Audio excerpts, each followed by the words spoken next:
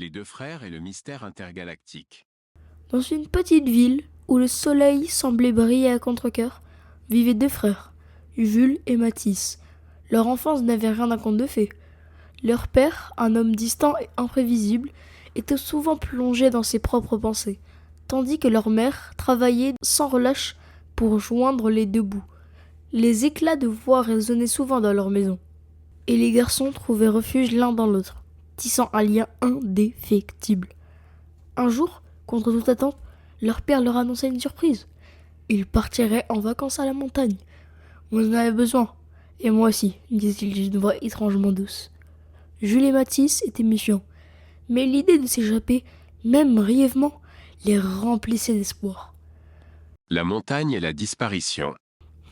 Arrivés au chalet isolé, les premières journées furent presque magiques. Les frères escaladaient les rochers, pataugeaient dans un ruisseau glacial et riaient comme ils ne l'avaient pas fait depuis longtemps. Leur père, cependant, semblait ailleurs. Il s'éclipsait souvent, prétendant aller explorer les environs. Puis une nuit, tout changea. Mathis, le plus jeune des deux, disparut. Jules se réveilla en pleine nuit pour constater que le lit de son frère était vide. Il alerta leur père, mais celui-ci réagit avec un calme inquiétant et a dû se perdre. Nous allons le chercher au lever du soleil. Les recherches ne donnaient rien. La police fut appelée, mais Mathis semblait s'être évaporé. Les jours devinrent des semaines, puis des mois. Jules et leur mère retournèrent à la maison. Leur famille brisée. Le père, étrangement, ne parut pas si bouleversé. Il finit par disparaître, lui aussi, quittant la vie sans explication. Le retour de Matisse.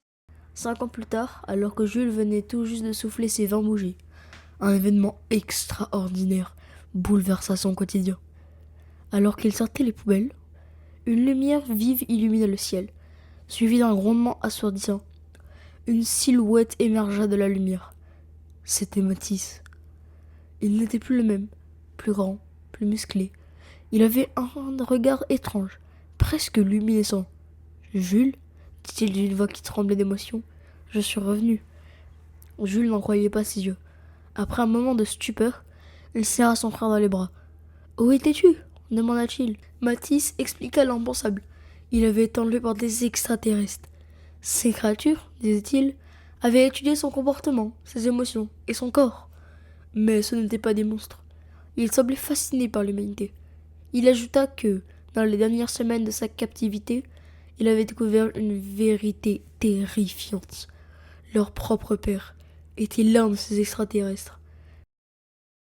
La révélation. Mathis raconta comment il avait vu leur père dans une salle de commandement, donnant des instructions à des êtres luminescents. Son apparence humaine n'était qu'un déguisement. Il était un scientifique d'une espèce avancée, envoyé sur Terre pour étudier les humains.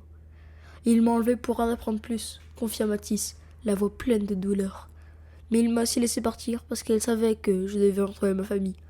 Cette révélation laissa Jules abasourdi.